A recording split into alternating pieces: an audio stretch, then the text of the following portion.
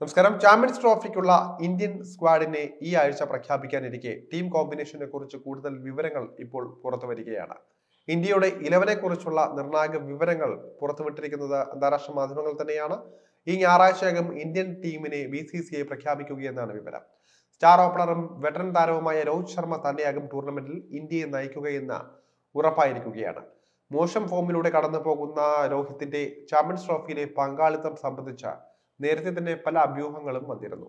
എന്നാൽ ലോഹിത്തിൽ തന്നെ ഒരിക്കൽ കൂടി വിശ്വാസം അർപ്പിക്കാം എന്നാണ് BCCI തീരുമാനിച്ചിട്ടുള്ളത്. ഇന്ത്യൻ കോച്ച് എന്ന നിലയിൽ അത്ര മികച്ചൊരു തുടക്കമല്ല ഗൗതം ഗംഭീറിന് ലഭിച്ചിരിക്കുന്നത്. അവസാനമായി കളിച്ച 2 ടെസ്റ്റ് പരമ്പരകളിൽ ന്യൂസിലൻഡ്, ഓസ്ട്രേലിയ എന്നിവരോട് ഇന്ത്യ തോറ്റിരുന്നു. ഇതോടെ ICCയുടെ ലോക ടെസ്റ്റ് ചാമ്പ്യൻഷിപ്പ് ഫൈനലിലുള്ള യോഗ്യതയും ഇന്ത്യക്ക് നഷ്ടമായിരുന്നു. ഇതോടെ ഗംഭീറിന്റെ പരിശീലക സ്ഥാനവും ചോദ്യം ചെയ്യപ്പെട്ടിരിക്കുകയാണ്. അതുകൊണ്ട് തന്നെ വരാനിരിക്കുന്ന ചാമ്പ്യൻസ് ട്രോഫി അദ്ദേഹത്തെ സംബന്ധിച്ച് ഏറെ നിർണായകമാണ്. കിരീടത്തിൽ കുറഞ്ഞൊന്നും ഗംഭീർ ലക്ഷ്യമിടുന്നില്ല. ഈ ടൂർണമെന്റിലും ഇന്ത്യ ഫ്ലോപ്പ് ആയാൽ അത് അദ്ദേഹത്തിന്റെ പരിശീലന സ്ഥാനത്തെയും തെറിപ്പിച്ചേക്കും. ഈ കാരണത്താൽ ചാമ്പ്യൻസ് ട്രോഫി സ്വന്തമാക്കാൻ പുതിയ മാസ്റ്റർ പ്ലാൻ തന്നെ തയ്യാറാക്കിയിരിക്കുകയാണ് ഗംഭീർ. മുൻ കോച്ച് രാഹുൽ ദ്രാവിഡിന്റെ വിജയ ഫോർമുല കോപ്പിയടിക്കാനാണ് അദ്ദേഹം ആലോചിക്കുന്നത്. 2023 ഏകദിന ലോകകപ്പിൽ ദ്രാവിഡിന്റെ അതേ കോമ്പിനേഷൻ തന്നെ ചാമ്പ്യൻസ് ട്രോഫിയിലും പരീക്ഷിക്കാനാണ് ഗംഭീറിന്റെ നീക്കം. ലോകകപ്പിന്റെ ഫൈനലിൽ കാലിടറിയെങ്കിലും ടൂർണമെന്റിൽ ഉടനീളം മിന്നുന്ന പ്രകടനം ഇന്ത്യ കാഴ്ചവെച്ചിരുന്നു. 2023 ഏകദിന ലോകകപ്പിൽ ക്ലിക്കായ അതേ ടോപ്പ് 5 തന്നെ ചാമ്പ്യൻസ് ട്രോഫിയിൽ ഗൗതം ഗംഭീർ വരും എന്നാണ് എക്സ്പ്രസ് സ്പോർട്സ് അടക്കമുള്ള മാധ്യമങ്ങൾ റിപ്പോർട്ട് ചെയ്യുന്നത്.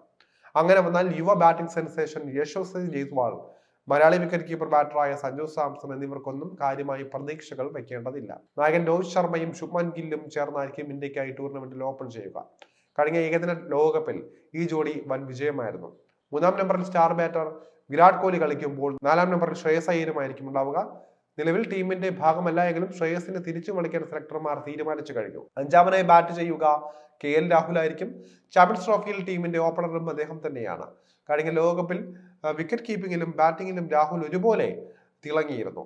ചാമ്പ്യൻസ് ട്രോഫിയിലും ഇതേ ടോപ്പ് 5 തന്നെയായിരിക്കും ഗംഭീർ ഇറക്കുക എന്നാണ് റിപ്പോർട്ടിൽ പറയുന്നത്.